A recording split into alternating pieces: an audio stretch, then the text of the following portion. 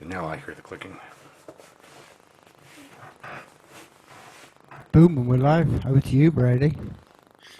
Well, we have a guest, our special guest today, Smudgy, and I do Hey. believe you have kind of a surprise for us today. Did you say you were going to play a song or something? Yeah, yeah. Hi. Thanks for having me. By the way, and flattered to be here. It's great. Yeah, I have a song that I've sent you the link to. That it's we came up with this. Well, I wrote a song called "Broke Enough," and basically, this is the world premiere of it on this episode. So I'm really excited because this song means a lot to me. And I was talking to Tim last time a bit about it. And anyway, it's got a lot of personal meaning, and so I don't know if you got the link or if you can spin. Yeah, yeah, I That's did. great. We'll probably use that as the outro for this Yeah, sessions, and we'll great. end on that, and I think that'll make for a perfect ending. So Yeah, perfect. Yeah, and I just have to give a shout out to my friend Laura Wilson who did harmonies on it, and it just turned out really well. My brother produced it, and it's just one of the things we're really proud of. So nice. yeah, that's great. Thank you. Well, I look forward to hearing it. For now, since we're at the beginning of sessions, let's. I just want to kind of give you a quick rundown of kind of what we're doing here and the general idea. And we have sessions isn't. I mean, the website I got it looking kind of fancy, and everyone immediately thinks it's a business I'm starting, but it's more of an open source collaborative project that I really want other musicians to kind of just emulate and take the ball and run with it. Yeah. But the community that I'm trying to really build is we're doing like a time banking type thing. Like right now, if you're coming on sessions, you're basically earning time dollars for joining here, and they can be used to collaborate with other musicians and artists and technologists and anyone who's involved in sessions. And it's a way to just help people collaborate. And there's going to be some more to it, but in a nutshell, you're basically earning time dollars right now for being a guest on sessions. Oh wow, that's great. It's like a double bonus thing. That's great. Yeah, I didn't yeah, know that. definitely. Yeah. Yeah, we're gonna try and get the exchange going here in just kind of a really basic format, just using sessions to help facilitate the collaborations. But right now we're just kind of in a community building stage, and when we get to that point and we have a lot of people who have been on sessions, then we're going to really start pushing forward with the collaboration factor, and we're getting closer to that. So I'm excited. We've been getting more guests, and we are actually officially booked out like 5 sessions now. I've got guests coming up, so we're starting to really get quite a few people gaining time dollars, I guess is how you would put it. That's awesome. It's really, yeah, it sounds like an amazing idea. Very, very cool. How did you come up with the idea? Well, I actually started time banking. Just as a concept. I was in Los Angeles and I joined a time bank there, but that was more so like a physical, in person type of time banking. Like I help someone move pianos around, help someone move out of their house, and you earn time dollars that you can go spend with other people in the time banking group. But all the time banks that I participated in, it was very regional and not global, and I thought that was very unusual. And I feel like music specifically is probably one of the best ways. Well, art in general is probably one of the best ways to really do that globally and on the internet. So I'm kind of trying my hand at it at the moment, and it's definitely in the developmental stages, but it's a pretty simple concept. So that's Yeah, I just that's where we're at. that's awesome. Yeah, yeah, that sounds really positive, especially for music, as you say. It's like I collaborate quite a bit, and it's just anything to help that. You never know when you get two people in a room or more than two, or than being on your own, which is great usually. So Yeah. Well, the big thing is a lot of musicians have, a lot of them are very reclusive and they're not the most social of people. They sit in their house and, they play music, and that's what they do. They're not really the social factor is one of the things you like a lot of them have to really go out of their way to do. I was like that for a long time, and sessions has kind of been my thing to help me get out of that. And this has allowed me to open up a conversation with people a little easier. Like if I go play at an open mic, I can actually like open a set like a conversation, say, hey, would you like to come onto my show sessions? And it kind of gets me out of my reclusive shell, if you will. and I'm hoping other artists can kind of use that, take it and run with it and emulate that same idea. Really, yeah, that's pretty imaginative, I think.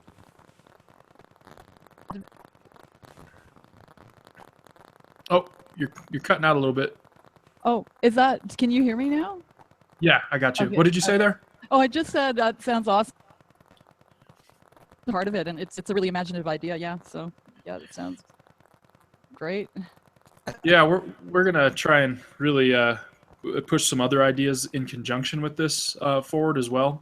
This is just the kind of beginning stages, but Tim's working on some projects. I'm working on projects. Other people in sessions are working on projects, and the idea is just to kind of roll it all into one big ball. You know? I'm not Yeah. working on projects. Yes, you are. He's got a green screen behind him. I mean, Green screen. I was just going to say, we've spoken, of course, but, you know, I don't know this, but, you know, when it all breaks down, this is like Brady's just saying, then we're all going to converge because we're all, everything breaks down. Tim, we can't really hear you. It's cutting out really bad. Yeah. You might want to plug that other mic in. I think, yeah, you might want to try the other mic. That thing is not working, I don't think. Yeah. I might have to help you troubleshoot it when we're done.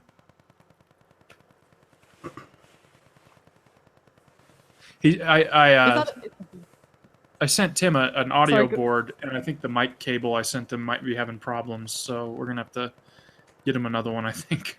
Okay. Sorry about that. No, that's okay. Is that actually a green screen behind you?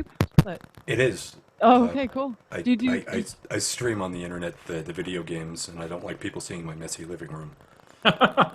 So, So, cool. it's easier to crop, you know, just to the face. Yeah. We can hear you, but it's still doing the same thing on there. Yeah, it's highly distorted. Okay. What did you change since you muted yourself for that period?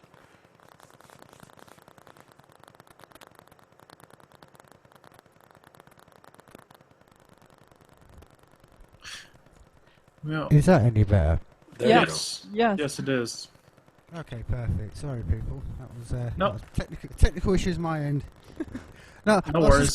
was just gonna say it all breaks down to time, and I really contemplated it this week, and I was talking to you a bit about this last night in private, Brady. But when you do step away, I've had a week away, just out in the mountains. You realise that the universe has its own time, and all of what we're talking about, and we spoke on this before, but all the money stuff is all breaking down to time, and I think this is going to be one of the big mindsets that we're going to have to sort of get together as creative people and push, I think, because I think people are still caught up in this trap of doing things to basically do, you know, to substitute for the time. They're working for dollars to get them time. And I think this is one of the things, like you said, Brady, before, there's a lot of convergence going on at the moment, and it's just, I think it's just one of those things you realise that it's always like throughout history, it's always broken down to the creative people, the artists, the musicians. It's just us. It's just what we've got to do. And I think the role we've got to do is now kind of step up, because we're the ones who understand all this, and we've got the brains. So it's kind of like implementing these ideas and pushing them out. But in some ways, that's our role as creators. We've got to be the flag flyers for that. Yeah. Well, we wouldn't be flying around in outer space if it wasn't for very creative people. True. That's so true. So I was going to say to you, Smudgy, so with the track that you sent across, what are your plans for this? Is this part of an album track? I mean, I know we briefly spoke about it in our conversation, but what's your sort of forward plans after you finished it? So basically, yeah, and everybody's asking me that, which is another great question. LA and Nashville after that for about a month and a half to go down and just show it to people, bring the track down and try if it leads, ideally I'd want to get it cut by possibly a major artist, or just simply get it placed in film and TV, but it really, I think there's a difference being down there in person, because I'm in Toronto right now, and I'm really going down to LA and now with people, and it'll probably lead to other writing sessions too. So, but for that track in particular, I think ideally I would love to get it cut by somebody who's, you know, like there's many people I would be happy to have it cut with. So, and I think it's our best work so far, and I've been working with my brother for quite a while, and it's something I'm really proud of that I think I was mentioning. Means the song meant a lot to me originally. I wrote it about my personal situation, which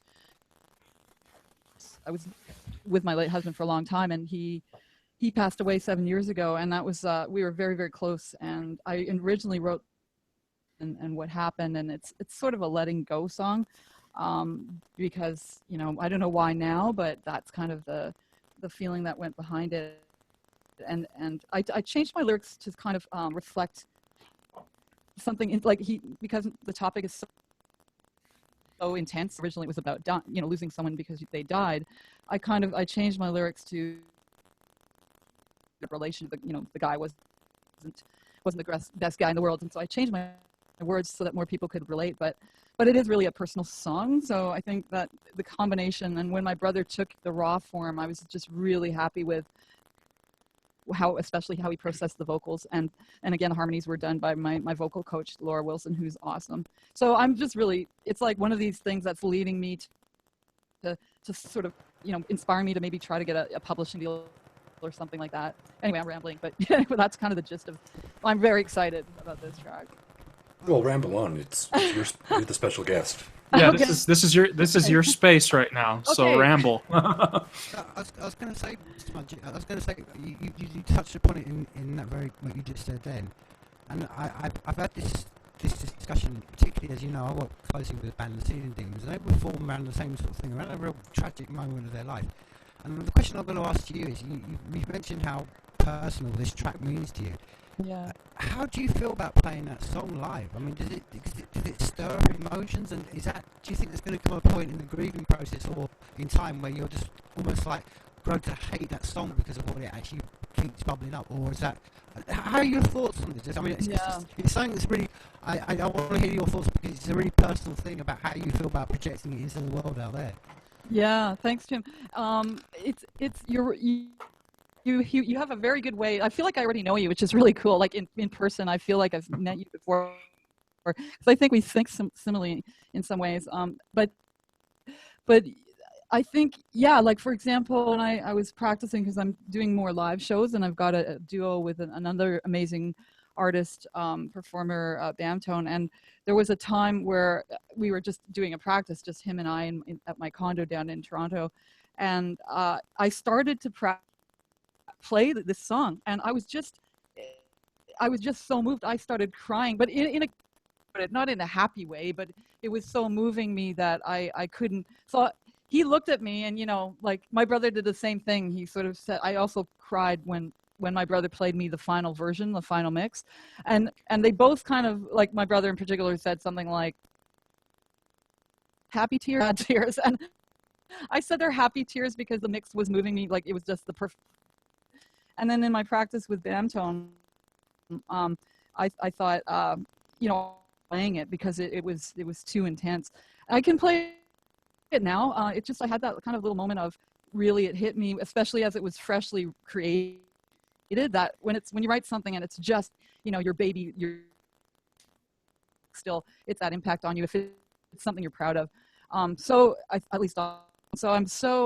now I can play it live, and it's just be always part of me, but there's other songs I do like that I do, but this one for some reason is kind of it's a turning point, I think, for me, getting heavy here, but like emotionally, I think, where you sort of have this big tragedy in your life, and you feel like you're finally starting to come out of that and into light, or the more positive side, and being grateful for what I do have, which is a lot, so. And I could go on and on. I mean, if you want to hear about what happened, I'm happy to talk about the politics of that, and but whatever, I'm open to talking about anything. But so yeah, in terms of emotion, that's kind of where it sits. Thanks. Tim was just talking to me yesterday. I just had one of those weeks. It seems like things are just piling up, and you're just in a very negative mood. And I think the emotion we were talking about, how it's a lot like breathing. Really, was the analogy I used, because you can't. Yeah. You have to breathe in and you have to breathe out, and you can't have the positive without the negative, and Yeah. it's just and it's part of that creative process. And the more you breathe, the more you really allow that creative process to really flow with that negativity, and it turns it into something positive. And you just have to allow it to, and stop holding your breath, I think, is really Yeah. that's metaphorically speaking, but that's how it is. Oh, yeah, that's really well. I like that. Stop holding your breath. Like, a good song title, but I think a lot of things are a good song title. But that was really, I totally agree with you. You got to live, and unfortunately, sometimes life, it doesn't go the way you want it. But then those are the times that can sometimes really make you more creative. And and I tend to write downers, so I have a hard time writing happy songs. I wish I was better at that, but I feel you on that one. yeah. I did notice while I was playing your songs on my stream, they did have a heartbroken and getting back together kind of feel to them. Sometimes that's when some of the best music is written, though. I mean, when you're happy, Yeah. it's hard to sit down and focus on writing a really good song, because you're not trying to take your mind off something uh, by using your art. So you're trying to like try really hard to focus on it to create a happy song. So they tend to not turn out quite as good because that focus isn't there. Yeah, I think that's very astute. Yeah, I think. Yeah, I never thought of. I agree. It's yeah, because when you're happy, at least when I'm happy, I don't know. I don't, the lyrics don't flow as well. Yeah, I'm just it almost feels like you're half-assing it, because you're in too good of a mood to do it. yeah, for, yeah, for yeah, for me anyway. But yeah, I think a lot of people feel that way. yeah, totally true. And it's funny how, like, I started a song. I think I was working on a song for about 12 hours the other day, into like right up to 5 a.m. And it was going really, really well. And then I wrote it with a certain mood. Like, I was in a good mood when I wrote it. And then something happened the next day, nothing to do with me, but that affected my mood though. And Yeah. then I changed my lyrics, and now it's kind of morphing into like less than happy. So anyway, Yeah. art works. Yeah. Yeah, well, that's it though. I mean, it's just like painting a picture. You might start off with a mountain and a bird, and then all of a sudden it starts moving down to something darker, and your mood really affects it. And it's neat the way that works. And I mean, with music, you're more painting an auditory picture, but it's still the same thing. And a friend of mine actually told me, because I was really bad about this. I was constantly wanting to change my music and rewrite the song and because the emotions do affect that song, and you want to keep changing it almost, and you never want to be done with it. But my his name's Jake White. I've been trying to get him on here because he's a guitarist as well, and a songwriter. But hopefully I'll get him on here soon, and he can talk about this a little bit more. But he told me some of the greatest artwork in the world is never done. Even the Mona Lisa is not done, and you have to eventually just tell yourself, okay, it's done, and walk away from it, and allow it to be done. Totally true. Totally true. I have trouble walking away from like everything. I have a lot of boxes in my bedroom. But anyway, I totally have, yeah. And same with, I'm learning a little bit about the basics of mixing my own stuff now. I mean, I by no means be yet, but it's same with trying to mix and produce your own song. Like, I never want to stop tweaking it. No, I know. I'm bad about that. Yeah. But I'm part of this really cool writing group every week called GODS, which stands for Get Your Ass Writing Songs, and there's amazing songwriters and on this group, and from all over the world. And so every Saturday at midnight LA time, submit a song, and that's what's getting my ass writing. It really does work when you have the pure energy, Yeah. great people I know. Positive peer pressure. That's a good one. Oh, it's amazing. It's amazing. Yeah. And I'm And sorry, what was it called? I'd like to look into it. yeah, it's called GEOS. It's Get Your Ass Writing Songs, and it's we and it originated with a group like it's an A&R in our company called Taxi. I don't know if you guys know them, but they're based in LA, and they basically they they have they get songs from songwriters and then get them out to film and TV and other sources of video and whatever. But so songwriters submit to Taxi to get placed in various media. And so I've been part of that group. And one of the best parts about being a Taxi well, two things. One is the network of people who have now, I know over like 200 songwriters because of this. And they become really good mentors and friends and peers. And, and one of these offshoots is this group called GEOS that we have every week. And we're not like in person. It's like you can collaborate virtually. It's mostly not done in the same room. It's virtually writing. So we're in different parts of the world, but we can collaborate. That's neat. And yeah, it's really cool. Yeah, it's very fun. I'll have to check that out. One of the things I'm trying to do with sessions is because I'm not trying to like start a competing company. Like there's a lot of really cool projects out there, and a lot of people that I've even had the first reaction that because a couple of my friends are doing projects and starting companies in the music space, and I'm like, they're like, oh, you're starting a competing company. And I'm like, no, actually this is completely open source, and I'm trying to like integrate with your project as well as everybody else I can find. So one of the things I'm trying to do is find every collaborative opportunity, every collaborative project and platform, and just pull it all into sessions and create like a review process to kind of give people an idea of how to get their feet wet with that certain platform, and give them a rundown and a review of it, and kind of explain how it works, and try to just give people get their feet wet with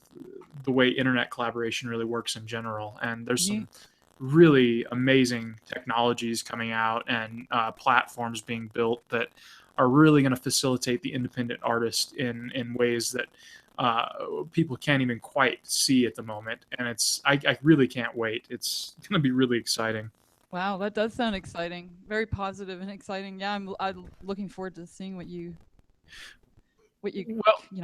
that means. And well, to the biggest one, I think in the U.S. specifically, and I'm not sure how this is going to work on a global scale, because the interesting thing about music is it's very global. But in the U.S., there's going to be the ability for artists to actually do a crowdfunding campaign and issue like actual part ownership in the music and the project for their fans and initial investors if they did like a Kickstarter campaign.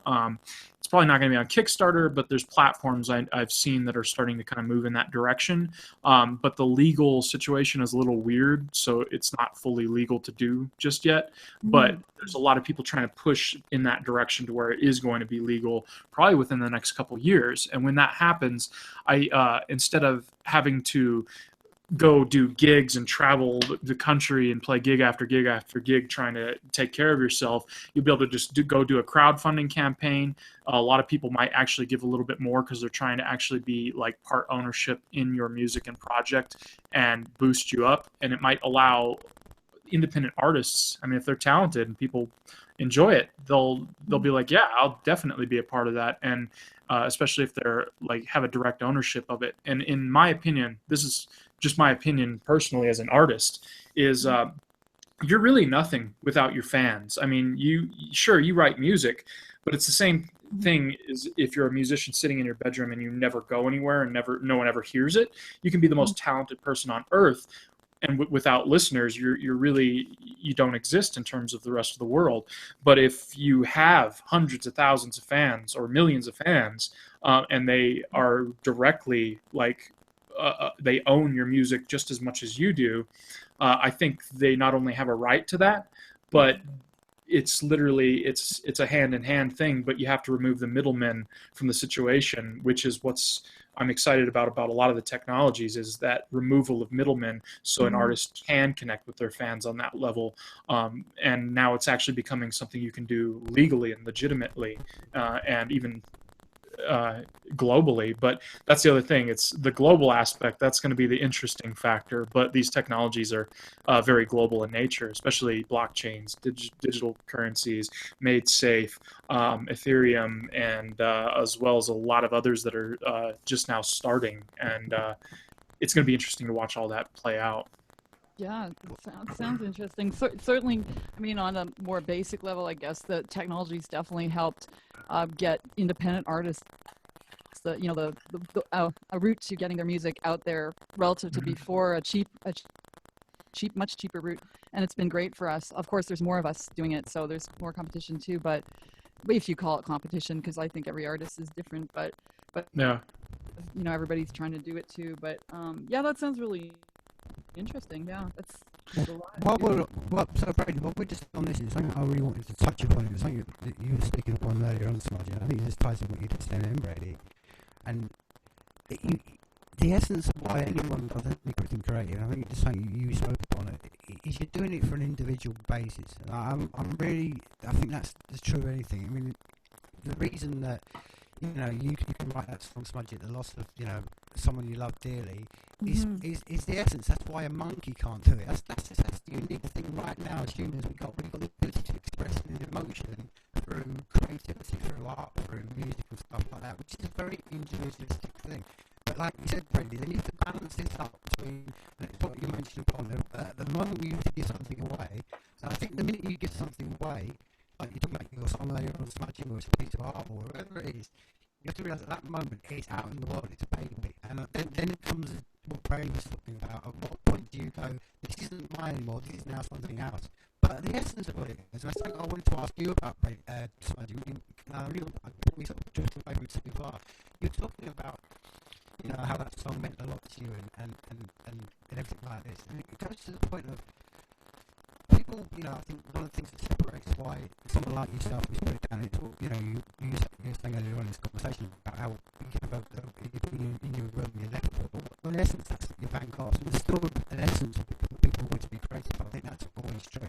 But the point I really want to get to you with Smudgy was... Well, Tim, can I interrupt you? Go on, go ahead. I can't hear you. I just can't hear you very well. I think you're cutting out a bit. Sorry, Tim. I know you were about to ask me a question, but I can't. Yeah, I don't know what's going on with. Maybe it's the new mixing console or something. I think it might be. Yeah. And We'll have to try and do some troubleshooting there. Tim, type the message out, and I'll ask her, because it's cutting out pretty bad. We were having a really hard time hearing you. Can you hear me now? No, it's still cutting out pretty bad. It's pretty distorted. Don't worry. Type the message out, and I'll go ahead and ask her. Or yeah. Thanks, God. It was something about I couldn't hear. I knew you were going to ask me about my anyway, the song. I'm really curious now. Yeah. It's like with bated breath.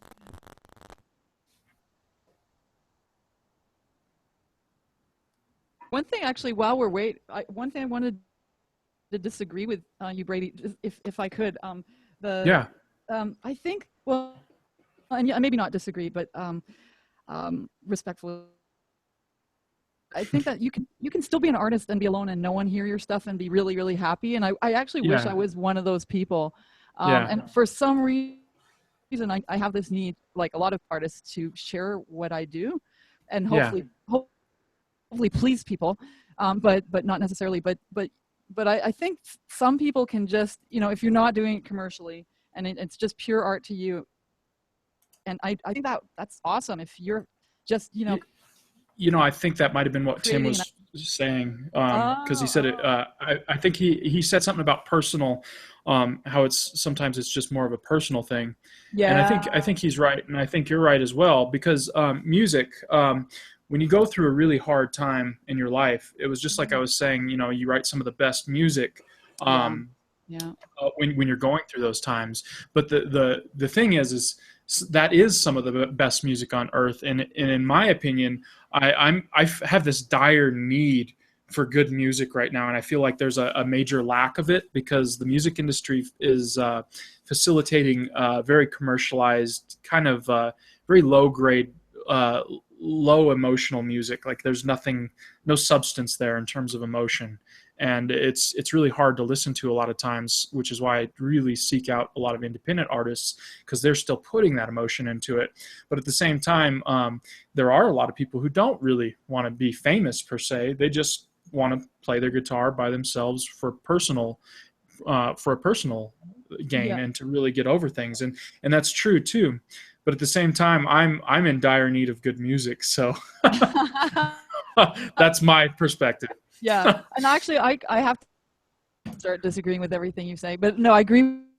Right, one thing is, I do like a lot of the I like a lot of everything, and I think there's Yeah. still a lot of amazing commercial and non-commercial, like indie music, both. I mean, I know it's not maybe cool to say that, but I like Taylor Swift. I like Katy Perry. No, there is, you know, there's there is something to that. They yeah, are good. I'm not saying it's bad music, but there's this emotionally charged factor of music that you only hear during certain times of in humanity and throughout history, and that emotional charge is something that I love, and oh, I don't hear it in a lot me of really overly produced music. And it's not that it's bad music. I still listen to a lot of commercial music myself, but it's just I like to emotionally connect with music and get the tingles and chills up my spine when I just hear someone just belt yeah, out something, yeah, and not produced. It's just them like feeling really it in that feeling it. moment. Yeah, Yeah. totally get you on that too. I love that too.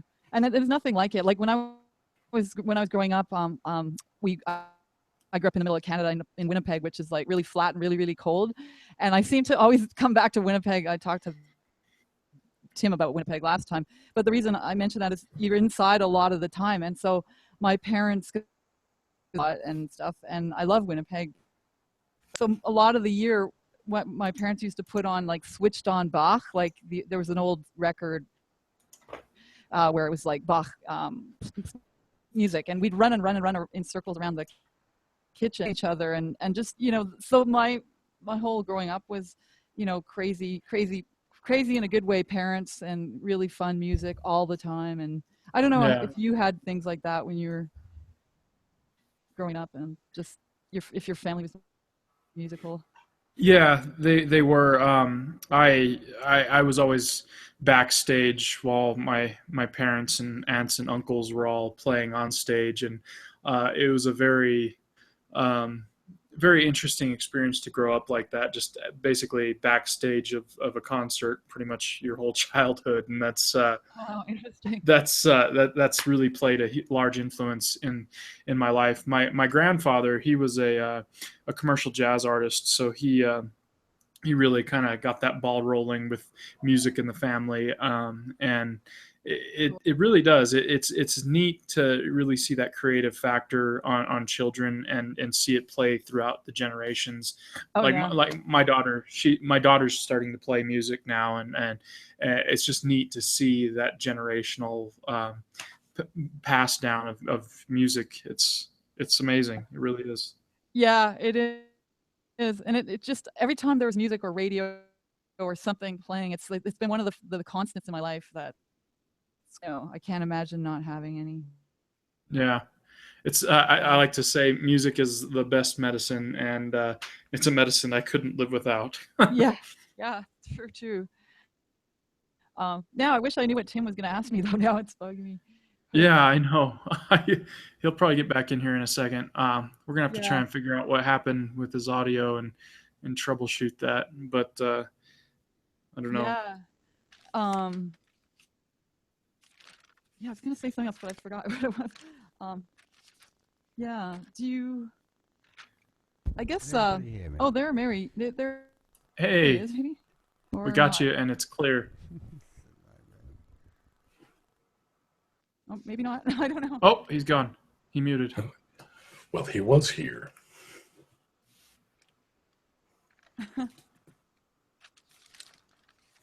Tim. Okay, and the song is that you wanted me to play at the end here is "Broke Enough." Is that the one? That's the one. Yeah. Thank you, Brady. Yeah. Okay. All right. I'm getting it queued up just so we have it ready to go here at the Oh, end. okay. So, Cool. Cool. how long is the song? Just so I know, so we can time this It's right. about 3.5 minutes. Okay.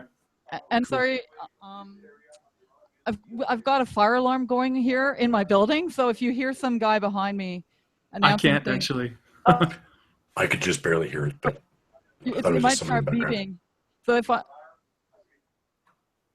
yeah, so somebody's experiencing a potential fire in my building.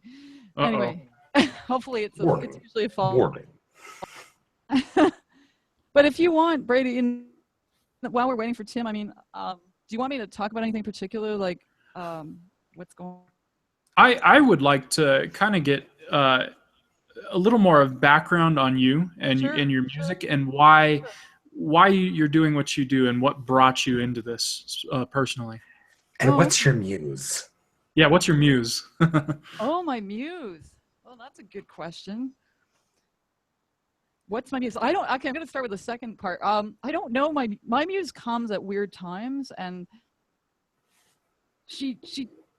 I think it's a she for some reason. I don't know, and just feeds my spirit and soul at random times when I have no control over my muse. I'm sure that that's the same with every artist, right? Like, Yeah. do you guys feel you control any? Like, it's something other than myself that's beyond me that I feel is the essence of when I'm creative. It's And definitely something existential for yeah, sure. yeah, and I'm constantly thinking of. I have a billion ideas all the time. It just never. I think I have like 1,000 lifetimes of muses in me that I have like to still not expel but experience and create stuff with. But anyway, Yeah. getting back to my background, so I'm a singer-songwriter from Toronto, and I write kind of quirky indie pop rock stuff that if you put Joni Mitchell and Katy Perry in a blender, that's like one you might get something. Nice. And it's like there's a bit of folk influence, a bit of. I don't think I sound I've had comparisons to the Cranberries and stuff like that, but I don't think nobody sounds quite like other people. But I was raised pig, and like I said, I had a great growing up experience with music, and my brother's gone on to produce music, so he's been producing for many years, and I think he's great at that. And yeah, and we had where we at the table and talk about, like other families would talk about what's on TV, we talk about the meaning of life and where's technology going, and why do robots do what they do, or just not the normal family. Yeah. And my mom was a writer, so she wrote an autobiography about growing up in Syria, an orphan in the Middle East, and then that's something I have a bit of background in film, and that's something I want to take her memoir and make it adapt it to a film. So that's another project I'm working on very slowly, but hopefully one day that will come to fruition as a, if not a film, at least a book. So that's one. So my mom was very creative, and in terms of writing, and my bent is like songwriting rather than live performance, but I'm starting to do a bit more live. I have a duo now with Dan Tone, who I mentioned, who's an amazing singer-songwriter, producer, cool dude. so yeah. And so yeah, I've been doing all this stuff. I have economics, so I actually went ahead and got a PhD in economics. I studied in London, England, at the LSE, London School of Economics. So I have some ties to England. I lived in Paris for a year, learning French when I was 18. Yeah, so I've had a kind of a mixed life of left and right brain activity. Well, so I've got to ask you, what drives a musician to get into economics? Because I'm kind of a musician into economics, and I'd like to hear what that did to you, how that happened with you as well. Well, actually, Brady, that's fine. I'm an economist that got into music, so I feel like sometimes I'm still so I thought I started in music when I was 8. I did guitar 8 years till I was 16, and then I kind of went to school economics, and I stopped music for a long time, and then I went back and ended up getting a job as an economist in the Ministry of Health as a senior health economist. Worked in a cubicle, couldn't stand the cubicle, just waiting for my time to get out of this freaking cubicle. So I wrote a song about getting out of the cubicle, and then I got out of the cubicle about 2 years later. Now, I'm not like I started more in economics and moved now full-time music from May on. So so you're the opposite. You're like sounds like you're the other way. Yeah, I did. I've been into music my whole life and was very passionate about it. And I got into economics more so after I had a child, and I realized what a big role money really plays in the future of your child's life. And it's really the difference between eating and not eating for most of humanity. So yeah, that really took me forward into it, was really having a child. So that if I didn't have a child, I'd probably still just be focused on music. But I think having a child really just wakes you up, and you're like, hey, you're responsible for another life. And hey, there's a lot of problems in the world, and most of it revolves around money being dysfunctional. So you should probably pay attention. Yeah, I think I agree with you in terms of, I still have a passion for that. And I don't think you can separate, you probably agree, that economics from politics, because they're inextricably, intertwined. And it's so important to try and understand what's going on in the world that we do. And you're right. The more you know, the better off I think it doesn't ever hurt to know more. And I agree with you. It's such a important, even just understanding economics. Like one of the key things I learned, and it's something you don't need to get a PhD in to understand, but one of the main things economics has taught me is the importance of incentives to people. And that's something that's related to what you'd said earlier, which is, if you kind of give people a reason to care about something, for example, if they invest in you or you give them ownership or whatever the example is, they behave differently. And that's almost psychology, but both. And so, but I'm fascinated with that concept and a bit of, how the world works, and more broadly with politics. Yeah, anyway, I'm rambling again, but that's it's that you're hitting on a lot of key points of some things that I'm focused on in sessions. Really is really incentivizing people in ways that actually are mutually beneficial, and removing as many middlemen as possible from the creative process. Because I think creative people, in my opinion, are, like I said, we wouldn't be flying around in outer space if it wasn't for creative people. And I think there's a lot of potential. And there could be the next Einstein or Paul Dirac sitting right in front of us, and they're just in a very oppressive environment and not allowed to flourish. Yeah. And I feel like if scenarios could be played out, even in the most minor of scales, a dollar a day is the difference between eating and not eating for billions of people right now, and that's a huge deal. And I'm starting to see situations where there's like micro lending and micro earnings and platforms that pay people just to contribute and submit music could be a like huge deal for billions of people. And you could get the world on more of a kind of take the bottom tier of people and just bring them up to where they could actually participate in some things and bring that genius to the table. And that's what's really interesting to me. And I'm really focused on that. And I work in the blockchain industry. I actually work for Coinbase. And so I'm very passionate about financial technology and in general, because it can actually reach those people specifically. And I'm definitely interested in smart contracts, facilitating some of that as well. So that's a lot of that's further down the road for sessions, but that's definitely where my head is at, is bringing that into the fold. Oh, that's really interesting. Like, and just taking it a step, like in terms of the, inequities and the gaps between the very rich and very poor. I think it's even if you don't care, even if you don't have a heart about people who are less well off or living below the poverty line, or people in extreme poverty situations around the world, you should care, because it will come back to bite you if you don't care as a rich, person or country. So even from a selfish perspective, sorry, the fire alarm's still going on in the background here. That's okay. But anyway, yeah. But it's Tim. Tim, are you back? Did you? Yeah, I've Can you gone back. talk? I'm gonna. I've gone back Well, old school. Can everyone hear You, me? yeah, you had a Yes. your question for question. her. We're all So, Yeah. What was curious. the? sorry, I've had to go back to old school. We're going back to old headphones and stuff. No, no. My question too, and you probably discussed, and you've gone way off the tangent since I've been since this question is relevant. But I really want to focus on what you were mentioning, and you touched upon it, Smudgy, about writing this song that we're going to be playing. And I want to know really something I can experience. I'm sure we all experience as creative people, and you touched upon it. But give me an insight into that moment.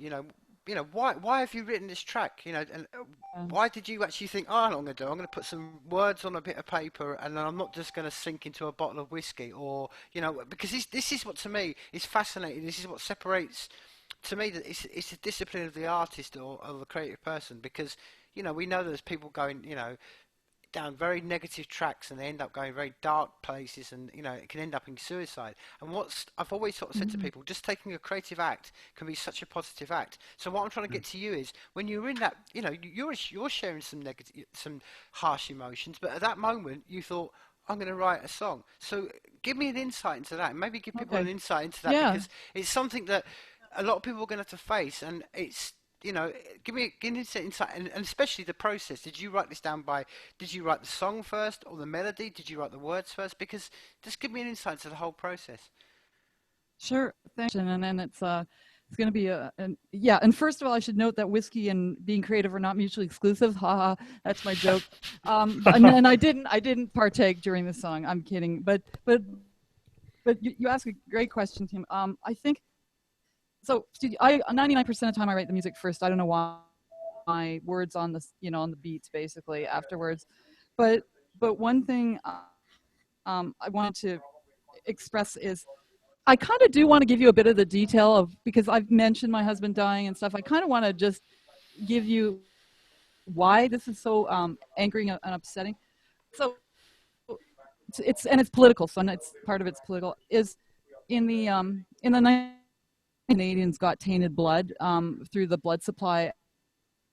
A 4-year public inquiry that cost us $17 million, and to find out why that happened. So lots of people, from babies to mothers to people like my husband who was a hemophiliac, why they got tainted blood. And so the bottom line from the inquiry was that uh, it wasn't an accident, that thousands of Canadians died or got injured with AIDS and hepatitis C through tainted blood because Canada did things like import Arkansas prison blood. There's documentaries on all this stuff, and America itself said, no, we don't want to use that prison blood, and so did the UK. But Canada, Health Canada said, oh yeah, we'll take it. We'll take these boxes labeled ADC, which is Arkansas Department of Corrections, and so there's many examples of that, and also where companies put profits over people's lives, frankly, that ended up tainting, causing people to be injured in severe ways, and HIV especially. No cakewalk. So this is quite serious stuff, and it was the largest avoidable public health disaster in Canadian history. And as a result, my husband got radicalized by it. He was a lawyer by training, and he was very outgoing and open and in the media about this. To be open of having AIDS, and so what he and a bunch of other activists did was, regarding hepatitis C, they garnered the largest settlement in Canadian history. It was a $1.1 billion settlement for people infected with Hep C. So that the reason I'm telling you some of these political details is that when you love someone, and he really was what my soulmate, and you lose that person, and it wasn't an accident, and it could have been avoided, but it was because of profits and money, it does something to you, which really, it's visceral. I mean, there's a lot of, and I have to let it go and move. But part of the thing is, and I don't know why now, I sort of decided that this song, and it's time to let go, not in, like, to remember the good stuff, but so when I was writing, Tim, I have to tell you, I was crying. Like, I rarely write and cry immediately, but for some reason, it's been 7 years since he died. Why now? Who knows? But I was crying when I wrote it, and I started. There were a few lyrics that came out, but Broke Enough is like my first first line is "My heart is full of shrapnel," or my second line, I can't remember. But that's because it was a freaking war zone. It was intense, and my case isn't the only one. Like I said, there were thousands of Canadians affected by this. But it's just, I'm an artist, and so of course, if I'm personally affected or I'm watching, luckily I didn't get infected. But if I'm watching, my friends and family being affected by this, it's going to have an impact. And so I think it takes to sink in. And so maybe now I'm actually, processing all this. So it was intense. And that's kind of how it happened. And then I wrote the rest of the lyrics, and then I changed them to make it more relatable. I made it about a guy in a relationship who was less than honest. And then that's kind of what you're going to hear is about a bad guy. So I'm sorry I made the guy the bad guy. It could have been a girl, but anyway. Well, I I'm think not going to relate, I think that's important I do the same thing with a lot of my music, because I'll write about something specific that was really hurting me as well. And you have to kind of take it back a step like that so a lot of other people can relate to it. Because when you see the other people relate to it, even though you did kind of take it a step back and create a Rorschach test for people, because you obscured what is actually happening to where they could see what they want from it. It makes it almost more important for you, because then you can even take a step back from how much it hurts. And I do that same thing with my music, and I feel like it's necessary to recover. Yeah, I agree. And music, I mean, on a positive note, Tim, also related to your question, is it really does, when I write and I get it, I really do get it out off my chest. I really do. It's therapy, right? And so I tend to write about everything that I'm experiencing, and it comes out in different ways. But yeah, it's, music is such a positive. So anyway, that was heavy stuff, I realize, but I've been kind of, it's part of, everybody has something, right? So yeah. I think it. Sorry, I just want to say. I think it just quickly touches to what you were saying earlier on, Brady, because it's part of that. Like you say, is actually letting go of a process. And you mentioned earlier on about when do you actually, as a creative person, know when to let go.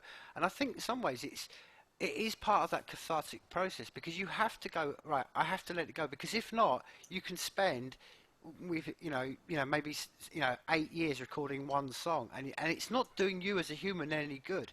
And especially when you realize that the human body, I mean, it's fascinating you mentioned it then, Smudgy.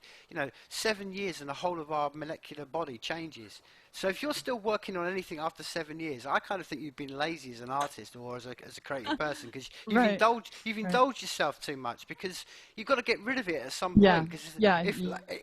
Because that's part of the process. You have to give it to the world.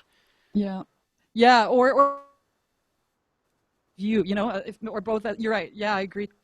Totally. I totally agree. Yeah.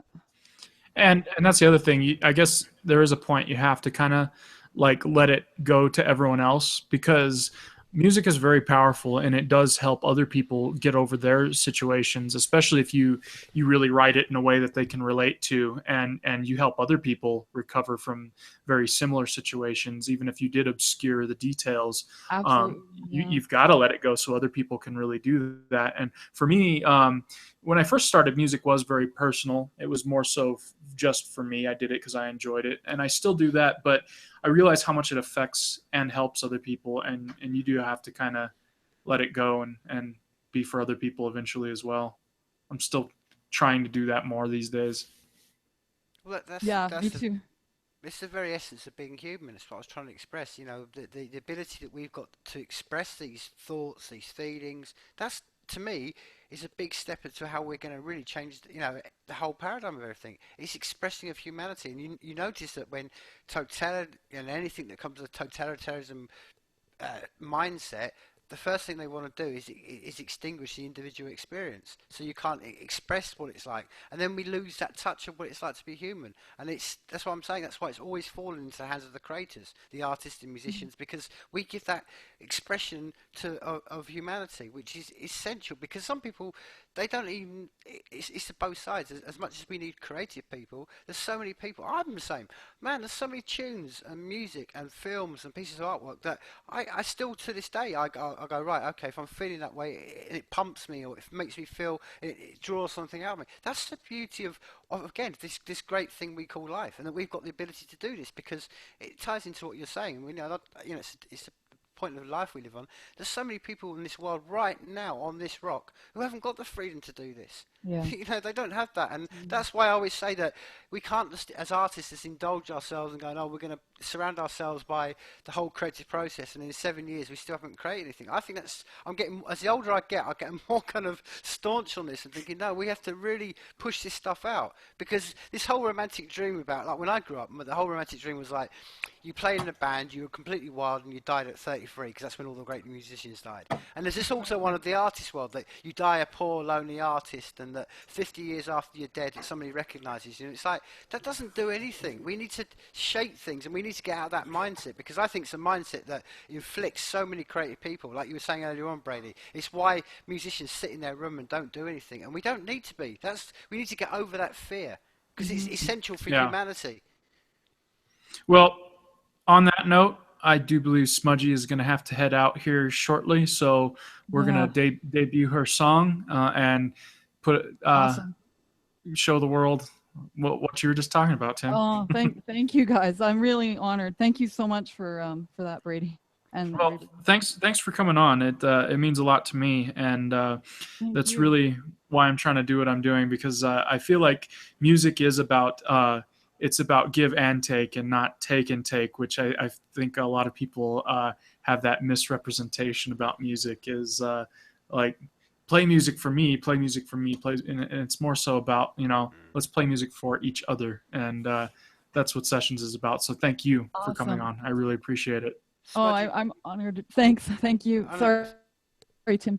I was just going to say, before you go, where can people reach out? Where can they find your stuff? Oh, thanks.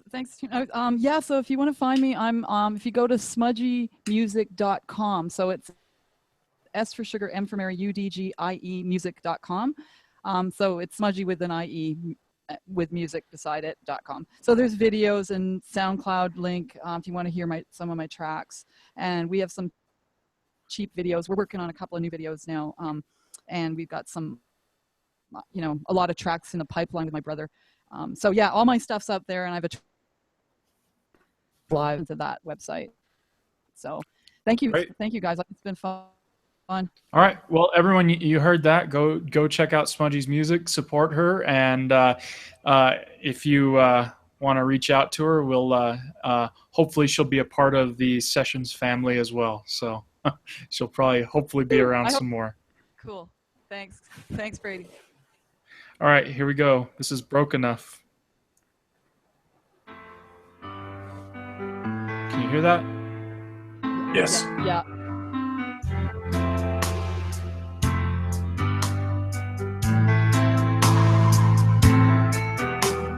Pulling off the petals, pulling at them one by one. My heart is full of shrapnel, wonder where our love is now. Dug too deep to get back out. Lost the key to my heart. Turn and don't look back, my love. Ooh, my heart is broken enough. Turn and don't look back, my love. Broken enough. Thinking about our past world, thinking how my trust is gone. I'm way beyond my threshold. What you did is way past wrong. Dug too deep to get back out. Lost the key my heart. Turn and don't look back, my love. Ooh, my heart is broken now. Turn and don't look back, my love. Broken up, never gonna love, never wanna love you again. Gotta find myself, never gonna call, never wanna call you a friend. Gotta lose myself, circles of confusion, living an illusion, nothing left to try to mend. Turn and don't look back, my love. Ooh, my heart is broken now. Turn and don't look back, my love.